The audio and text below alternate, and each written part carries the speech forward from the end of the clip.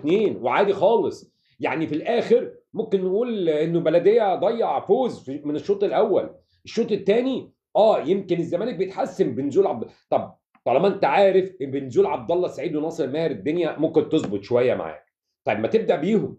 ما تبدا بيهم يا جوميز، ابدا اكسب، اتقدم 1 اتقدم 2 بدل طعم. ما احنا قلنا شباب بس في وضع الزمالك سيء، بوضع مدرب هو مش عارف هو عايز ايه من المباراه. هو مش عارف المباراه بالنسبه له، هو مش هو شايف. سيبك من ان هو يقول احنا هناخد دوري ولا ما ناخدش دوري، القصه انه مش لاقي حافز. جيت قلت يا مجلس اداره الزمالك اقعدوا مع جوميز، اقعدوا مع اللعيبه، حددوا هدف، ادوهم مكافآت. هتقولي لي مكافآت على ايه وهم خدوا دوري ولا خدوا لا، ادوا مكافآت عشان يبقى في طعم.